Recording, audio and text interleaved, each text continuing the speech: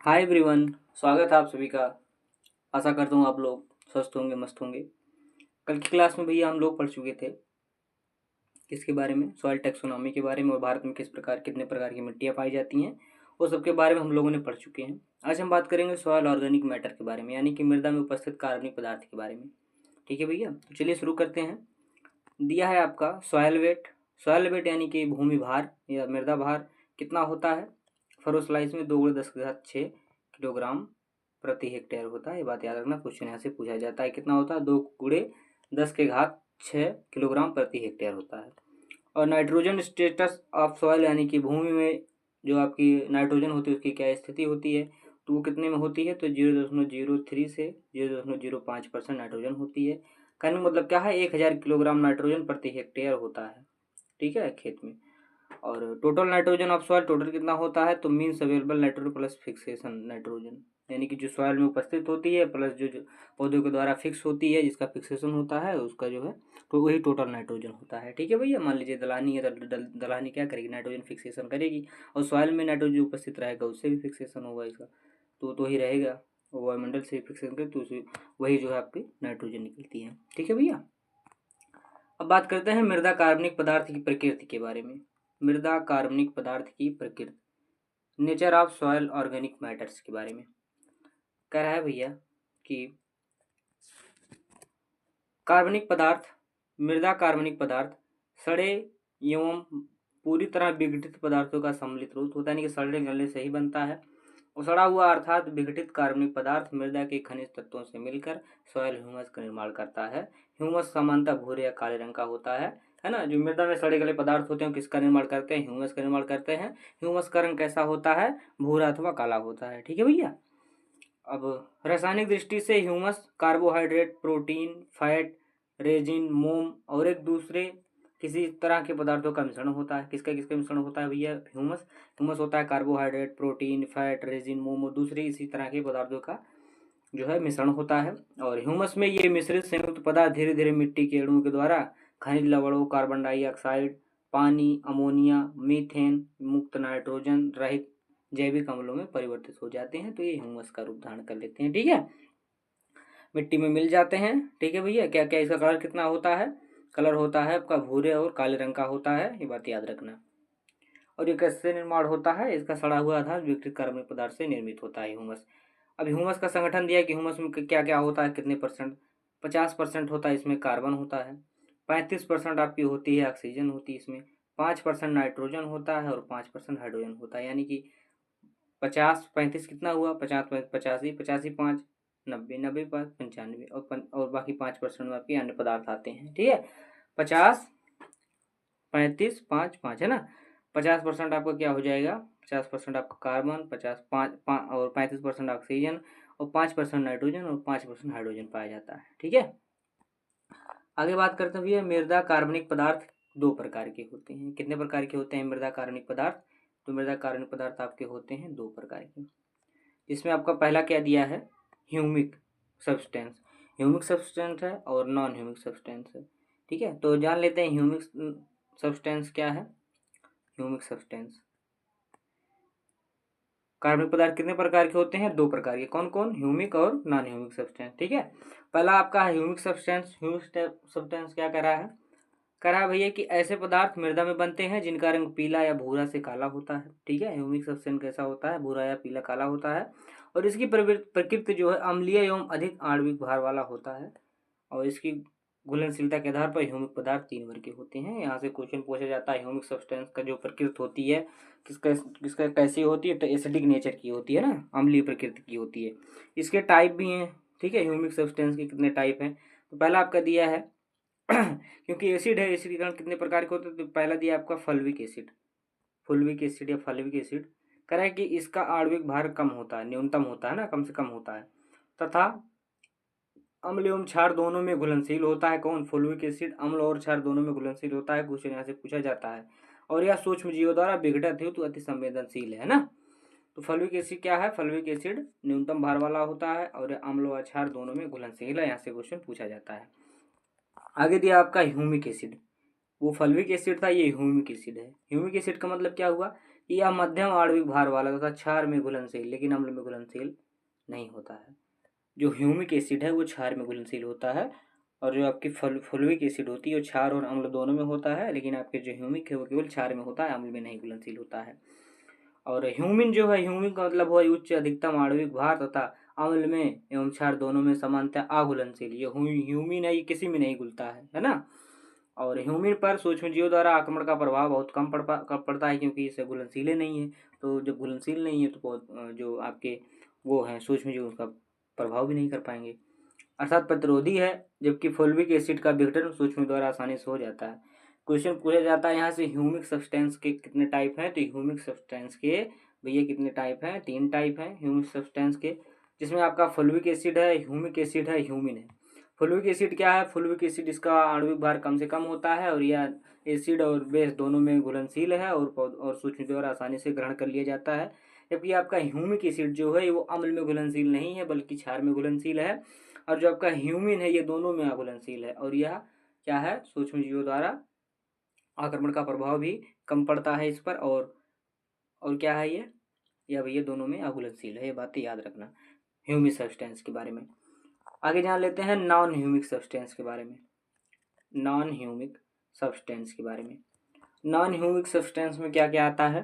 कह रहा है कि पौधे एवं सूक्ष्म जीवों में पाए जाने वाले सभी यौगिक का वर्ग जिनका अपेक्षाकृत एक निश्चित विशेषता हो, जैसे कि कार्बोहाइड्रेट हो। कार्बोहाइड्रेट ऊर्जा प्रदान करता है। प्रोटीन, वसा, वैक्स, रेजिन, पिगमेंट एवं निम्न आणविक भार वाले यौगिक, और इनमें से अधिकांश आसानी से मृदा जीवों द्वारा विघटित होकर मृदा में मिल जाते हैं ना।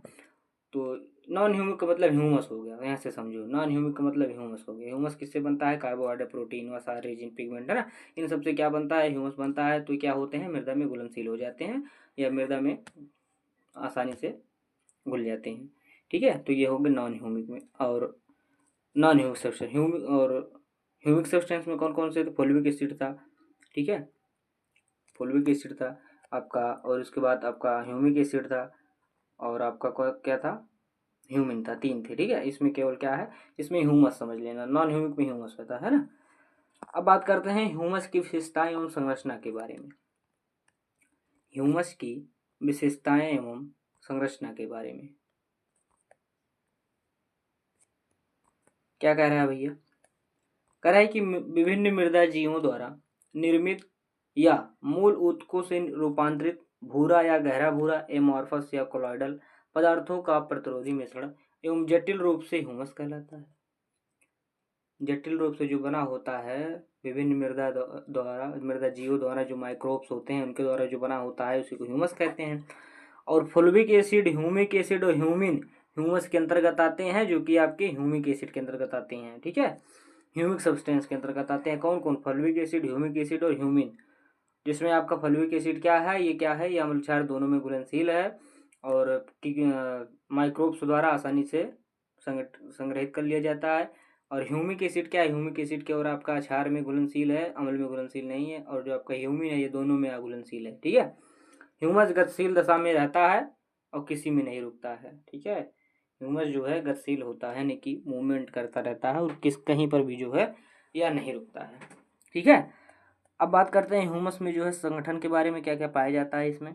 तो दिया है आपका ह्यूमस में भैया कह रहा है कि 40 से 45% आपका लिग्निन पाया जाता है, 30 से 33% प्रोटीन पाया जाता है तथा शेष वसा, वैक्स व अवशेष पदार्थ होते हैं। कितने परसेंट लिग्निन होता है? 40 से 45% लिग्निन होता है, 30 से 33% आपके प्रोटीन होते हैं।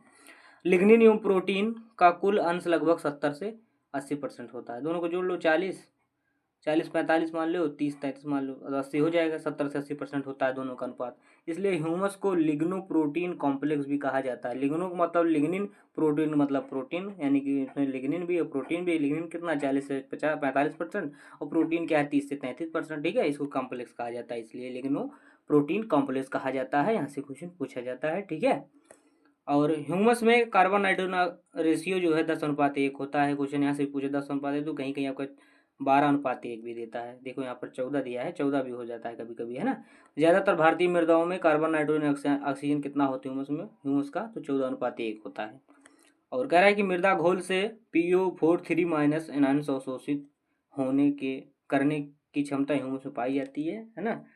लेकिन अन्य रेडायलों का अधिशोषण ह्यूमस के द्वारा नहीं होता, क्योंकि इसके द्वारा केवल आपके फास्फोरस का जो है ह्यूमस में क्षमता पाई जाती है और अधिशोषित करने की, एडजॉर्प्शन करने की। ठीक है, तो क्या क्या होता है ह्यूमस को, क्या कहते हैं, लिग्नोप्रोटीन कहते हैं, क्योंकि इसमें जो है 40 से 45% आपकी लिग्निन और लगभग 30 से 33% प्रोटीन पाया जाता है, इसलिए इसको लिग्नोप्रोटीन कॉम्प्लेक्स कहा जाता है। और ह्यूमस क्या होता है, ह्यूमस में जो है आपके 2 टाइप के होते हैं। पहला आपका नॉन ह्यूमिक था, ह्यूमिक सब्सटेंस और non humic substance. Humic substance में आपके 3 टाइप के थे। पहला था आपका एसिड नेचर पे बांटा गया था, फल्विक एसिड था। दूसरा आपका कौन था, एसिटिक एसिड था, ह्यूमिक एसिड था। और तीसरा ह्यूमिन था। फल्विक एसिड क्या था, यह अम्ल और क्षार दोनों में घुलनशील है। और आपका जो ह्यूमिक एसिड था वो केवल क्षार में घुलनशील था। और जो आपकी ह्यूमिन है वो केवल क्या करती थी, वो दोनों में नहीं घुलनशील थी। ठीक है, यहाँ से क्वेश्चन पूछा जाता है, याद रखना। बात करते हैं ह्यूमस की प्रकृति एवं विशेषता के बारे में। ह्यूमस की प्रकृति एवं विशेषता के बारे में तो चलिए जान लेते हैं भैया, क्या कह रहा है। कह रहा है कि ह्यूमस, पहला कह रहा है कि ह्यूमस के सूक्ष्म कोलाइड कण यानी कि मिसेल्स CHNO के बने होते हैं, कार्बन, हाइड्रोजन, नाइट्रोजन और ऑक्सीजन के बने होते हैं। ह्यूमस मिसेल रवेदार तक अस्थायी नहीं होता है और बनते बिगड़ जाता है ना। जो मिसेल क्या है, मिसेल एक कण है, सूक्ष्म कोलाइड का एक कण ही मिसेल कहलाता है। यह क्या करता है, यह बनते बिगड़ते रहता है, कोई दिक्कत नहीं होती इसमें। कह रहा है कि ह्यूमस कोलाइड का सतही क्षेत्रफल सिलिकेट क्ले के सतही क्षेत्रफल से भी अधिक होता है, अर्थात बहुत अधिक होता है। यह ऋणावेशित होता है और इस आवेश का स्रोत कार्बोक्सिलिक यानी कि COOH या फेनोलिक C6H5OH वर्ग होता है। और इसका ऋणावेश pH पर निर्भर करता है, अर्थात अधिक pH पर अधिक होता है। जहाँ पर pH अधिक होती है वहाँ पर ह्यूमस की मात्रा भी अधिक पाई जाएगी, ये बात ध्यान रखना। अधिक pH पर कैटायन एक्सचेंज कैपेसिटी इसका कितना होता है, 150 से 300 C मोल प्रति किलोग्राम सॉइल होती है ना। अधिक pH पर कैटायन एक्सचेंज कैपेसिटी 150 से 300 होती है। और कह रहा है कि जल धारण क्षमता सिलिकेट क्ले की तुलना में 4 से 5 गुना होती है। और प्लास्टिसिटी एवं कोहेशन निम्न होता है, इसलिए एग्रीगेट निर्माण एवं स्थायित्व पर अनुकूल प्रभाव पड़ता है, क्योंकि ये बनते बिगड़ते रहते हैं, तो इसलिए प्लास्टिसिटी और कोहेशन निम्न होता है इसमें। और यह काले या भूरे रंग का होता है। ह्यूमस के साथ धनायन विनिमय यानी कैटायन एक्सचेंज प्रक्रिया सिलिकेट की क्ले की तरह ही होती है। ठीक है भैया, आगे बात करते हैं कार्बनिक पदार्थ के विघटन को प्रभावित करने वाले कारक, यानी कि जो आपके ऑर्गेनिक मैटर हैं उनको प्रभावित करने वाले कारक कौन कौन से हैं। तो पहला दिया है आपका, क्या दिया है, आर्द्रता। आर्द्रता क्या कह रहा है, कह रहा है कि शुष्क क्षेत्रों में जब खाद के रूप में कार्बनिक पदार्थों की अधिक मात्रा डाली जाती है तब मृदा में उपस्थित थोड़ा जल कार्बनिक पदार्थों के विघटन में प्रयुक्त हो जाता है, जिससे आगामी फसल का जल की कमी हो जाती है। अब समझो बात को, आर्द्रता मतलब क्या हो गया, नमी, मॉइस्चर। कह रहे हैं कि शुष्क क्षेत्रों में जब खाद के रूप में कार्बनिक पदार्थों को अधिक मात्रा डाली जाती है, ठीक है, जहाँ पर एरिड एरियाज होते हैं वहाँ पर जब खाद अधिक मात्रा में डाली जाती है तो क्या होती है, मृदा में उपस्थित जल थोड़ा कार्बनिक पदार्थ के रूप में विघटित हो जाता है, जिससे आगामी फसल जल की कमी हो जाती है। ठीक है, और ताप की बात कर रहा है तो ताप में कह रहा है कि जब 24 से 35 अंश सेल्सियस ताप पर मृदा पर जीव ज़्यादा क्रियाशील होते हैं, ज़्यादातर 34 अंश सेल्सियस पर होता है। और भारतीय मृदा में कार्बनिक पदार्थ की मात्रा कम होती है, इसलिए क्योंकि उष्णशीतोष्ण जलवायु में विघटन दर बहुत तीव्र होता है। पहाड़ी एवं बहुत ऊंचे क्षेत्रों को छोड़कर अधिकांश कृषक मृदा में कार्बनिक पदार्थ की मात्रा 1% से प्रायः अधिक नहीं होता है। और भारतीय मृदा में कार्बनिक पदार्थ की मात्रा 0.5% होती है, यानी कि इसमें 1% से भी कम पाया जाता है। अधिकांश 1% कहाँ पाया जाता है, जहाँ पर जो है आपके पहाड़ या बहुत ऊंचे क्षेत्र होते हैं वहाँ पर 1% पाया जाता है ह्यूमस की मात्रा, नहीं तो आपका 0.5% ह्यूमस पाया जाता है भारतीय मिट्टी में। बातें याद रखना, यहाँ से क्वेश्चन पूछा जाता है। वातन की बात करते हैं तो क्ले मृदा में विघटन धीमी गति से होता है, वातन मूवमेंट। अब बात करते हैं कार्बन नाइट्रोजन जो है आपके अनुपात और इसकी महत्ता के बारे में। कार्बन नाइट्रोजन अनुपात एवं इसकी महत्ता, कह रहा है कि नाइट्रोजन युक्त सुधारक अमेंडमेंट्स मृदा में डालने पर CO2 का निष्कासन अधिक होता है और सेलुलोज, हेमीसेलुलोज एवं अन्य पादप पॉलीसेकेराइड्स की अधिक हानि होती है। नाइट्रोजन की कम मात्रा या अधिक कार्बन नाइट्रोजन अनुपात विघटन प्रक्रिया को धीमा कर देता है, इसलिए विघटन प्रक्रिया का दर का अनुमान लगाने के लिए CN अनुपात का प्रयोग करते हैं। अब बात करते हैं पदार्थ, उसका जो है क्या होता है, CN रेशियो कितना होता है, ये बात जान लेते हैं। तो दिया है सामान्य मृदा का सीएन रेशियो होता है 8:1 से 15:1 तक। कार्बन नाइट्रोजन ऑक्साइड यानी कि 8 जो है कार्बन और 1 जो है नाइट्रोजन, या फिर 15 कार्बन 1 नाइट्रोजन। भारतीय मृदा में 14:1 होता है ज़्यादातर, यहाँ से क्वेश्चन पूछा जाता है। ह्यूमस का 10:1 होता है कार्बन नाइट्रोजन अनुपात। लेग्यूम एवं फार्म खाद का 20 से 30:1 होता है। और जीवाणु माइक्रो ऑर्गेनिम्स का 4:1 से 9:1 होता है। सॉडस्ट यानी कि लकड़ी का बुरादा का 400 से। सबसे ज़्यादा जो है आपके सीएन रेशियो किसकी होती है, तो आपकी लकड़ी की होती है, लकड़ी के बुरादे की होती है। ठीक है भैया, क्वेश्चन ऐसे पूछा जाता है। और बेमेलन फैक्टर क्या है, बेमेलन फैक्टर भी जरूरी है जान लेना, या कार्बन कैलकुलेशन है। कह रहा है कि 58 ग्राम कार्बन की उपस्थिति 100 ग्राम ऑर्गेनिक मैटर में होती है। अगर 100 ग्राम आपकी कार्बनिक पदार्थ है तो उसमें 58 ग्राम कार्बन अवश्य होगी, क्योंकि मात्रा क्या है, मात्रा 50% आपकी कार्बन ही पाई जा रही है, 35% आपकी क्या पाई जा रही है, नाइट्रोजन पाई जा रही है। ठीक है, 35% नाइट्रोजन नहीं यार, 35% आपकी ऑक्सीजन पाई जाएगी और 50% कार्बन था। ठीक है, तो कह रहा है कि 58 ग्राम जो कार्बन है वो 100 ग्राम ऑर्गेनिक मैटर में पाई जाती है। एक ग्राम बराबर कितना होता है, 100 × 58 मतलब 1.72 ग्राम ऑर्गेनिक मैटर बना। 1 ग्राम में कितना ऑर्गेनिक मैटर बना, 1.72 ग्राम। ठीक है, यानी कि 1.5 ग्राम से ऊपर ऑर्गेनिक मैटर बनता है 1 ग्राम में, 1 ग्राम कम कार्बन में। इसी तरह करें कि कार्बन और ऑर्गेनिक मैटर का अनुपात हमेशा कितना होता है, 1:1.72, यानी कि 1 कार्बन रहेगा तो उसका ऑर्गेनिक मैटर कितना बनेगा, 1 ग्राम कार्बन का कितना ऑर्गेनिक मैटर बनेगा, तो 1.72 ग्राम बनेगा। और कार्बन और जो है ऑर्गेनिक मैटर का जो मान होता है बराबर 1/1.72 होता है, ऐसे क्वेश्चन पूछा जाता है। इसलिए जो है 1.724 को बेमेलन फैक्टर कहा जाता है। क्वेश्चन यहाँ से भी पूछा जाता है बेमेलन फैक्टर कितना मान कितना होता है, 1.724। 7 उसे लिखते हैं लेकिन 724 आता है तो वही करेक्ट होता है। ठीक है, अब बात करते हैं भैया मृदा में अन्य महत्वपूर्ण तथ्य एवं विघटन प्रक्रियाओं के बारे में। मृदा में अन्य महत्वपूर्ण एवं विघटन तत्व तथा अन्य महत्वपूर्ण प्रक्रियाओं के बारे में कह रहा है कि सेलुलोज के विघटन प्रक्रिया का आरंभ कवक के द्वारा होता है, फंजाई के द्वारा होता है। फंजाई सेलुलोज को समरूप पदार्थों में परिवर्तित कर देता है और तब तक बैक्टीरिया सेलुलोज को विघटित करना शुरू कर देता है। देखो फंजाई क्या करता है, सेलुलोज को समान उसके अनुसार पदार्थों में परिवर्तित कर देता है। इसके बाद बैक्टीरिया क्या करता है, सेलुलोज को अलग अलग कर देता है। लकड़ी का विघटन करने के लिए एक्टिनोमाइसीटीज, लकड़ी का विघटन एक्टिनोमाइसीटीज के द्वारा होता है। और एक्टिनोमाइसीटीज क्या है, जब कभी आप देखे होंगे कि बरसात होती है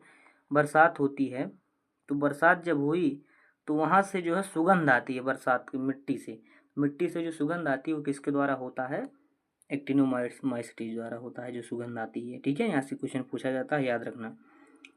अब आगे बात करते हैं मक एंड पीट सॉइल के बारे में। मक सॉइल क्या है, कह रहा है कि इसमें कार्बनिक पदार्थ पूर्ण रूप से विघटित रूप में होता है, यानी कि हाईली डिकम्पोज होता है ऑर्गेनिक मैटर, तथा कार्बनिक पदार्थ मृदा में अच्छी तरह से मिश्रित होते हैं मक सॉइल में। और पीट सॉइल कह रहा है कि इसमें ज़्यादातर कार्बनिक पदार्थ अंशतः विघटित होते हैं, यानी कि पार्सली डिकम्पोज होते हैं, और यह अधिक नमी की आवश्यकता में पाई जाती है। और पीट जो मृदा होती है अम्लीय होती है, यानी कि 3 कम जो है इसका पीएच होता है, 3.9 से कम। कार्बनिक पदार्थ की मात्रा 10 से 40% होती है। पानी निकल जाने पर यह मिट्टी धान के लिए उपयुक्त होती है। पीट सॉइल किसके लिए उपयुक्त होती है, पीट सॉइल आपके धान की फसल के लिए उपयुक्त होती है, ये बातें याद रखना। और जो आपकी मक सॉइल होती है, मक सॉइल पूर्ण तरह से डिकम्पोजिट होती है। ठीक है, और जो आपका पीट सॉइल होती है पार्सली डिकम्पोज होती है। यहाँ से क्वेश्चन पूछा जाता है, याद रखना, बहुत मोस्ट इंपॉर्टेंट चैप्टर है भैया, यहाँ से क्वेश्चन हमेशा पूछा जाता है एग्जाम में। ठीक है, अब बात करते हैं कार्बनिक पदार्थ की भूमिका, है ना, लास्ट है यही, कार्बनिक पदार्थ की भूमिका, इनके रोल ऑफ ऑर्गेनिक मैटर के बारे में। कह रहा है कि कार्बनिक पदार्थ पोषक तत्वों का स्रोत है, ऑर्गेनिक मैटर क्या है, पोषक तत्वों का स्रोत है। यह पोषक तत्व खनिजीकरण यानी कि मिनरलाइजेशन प्रक्रिया के दौरान उपलब्ध होते हैं। विभिन्न पोषक तत्वों के लिए ह्यूमस का भंडार गृह होता है, कौन, कार्बनिक पदार्थ। और मिट्टी का लगभग 95% नाइट्रोजन और 33% जो है आपका फास्फोरस कार्बनिक पदार्थों से ही प्राप्त होता है। कार्बनिक पदार्थ का जीवाणु द्वारा सरल यौगिकों में रूपांतरण की क्रिया में होने वाले भौतिक एवं रासायनिक परिवर्तन को डिकम्पोजिशन कहा जाता है। कार्बनिक पदार्थों के धीरे सड़न प्रक्रिया में CnSP यानी कि कार्बन नाइट्रोजन सल्फर और फास्फोरस, फेरम और मैग्नीज एवं अन्य तत्वों का खनिजीकरण मिनरलाइजेशन होता है कार्बनिक पदार्थ की धीमे सड़न प्रक्रिया में। कार्य की कार्बनिक पदार्थ मृदा संरचना, जल निकास एवं वायु संचार, जल धारण क्षमता, रासायनिक क्रिया की प्रति प्रतिरोधक क्षमता यानी कि बफरिंग कैपेसिटी एवं विनिमय क्षमता एक्सचेंजन कैपेसिटी को बढ़ाता है और यह उत्पन्न करता है। यह खनिज की घुलनशील को प्रभावित करता है और तथा सूक्ष्म जीवों के विकास के लिए ऊर्जा स्रोत का काम करता है। इससे मृदा ताप को नियंत्रित रखने की क्षमता मिलती है। क्वेश्चन यहाँ से पूछा जाता है। अब भैया ये आपकी क्या हुई, ऑर्गेनिक मैटर खत्म हुआ। तो क्वेश्चन पूछ ले कि मिट्टी का लगभग कितना % नाइट्रोजन होता है ह्यूमस कार्बनिक पदार्थ में, तो 95% नाइट्रोजन होता है और 33% आपके क्या होते हैं, फास्फोरस होते हैं। ठीक है, तो भैया ये हुआ समाप्त आपका ऑर्गेनिक मैटर के बारे में। और क्वेश्चन यहाँ से पूछा जाता है कि जो बेमेलन फैक्टर होता है उसका मान कितना होता है, तो 1.724 होता है, याद रखना। और आगे बढ़ते हैं भैया, आगे कह रहा है कि आगे क्या ध्यान रखना है आपको, हाँ यही याद रख लेना जो आपके ह्यूमिक सब्सटेंस है कौन कौन से होते हैं, फॉल्विक एसिड, ह्यूमिक एसिड, ह्यूमिन।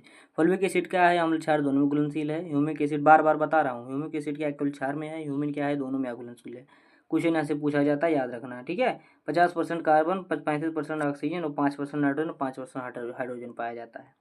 ठीक है भैया, तो यहाँ तक आपकी जो है ऑर्गेनिक मैटर समाप्त हुई। और जो लोग भी पिछली वीडियो में नहीं देखे हैं वो जाकर पिछली वीडियो को देख लीजिएगा, चैनल को सब्सक्राइब कर लीजिएगा। मिलते हैं नेक्स्ट वीडियो में, तब तक के लिए आप सभी को धन्यवाद।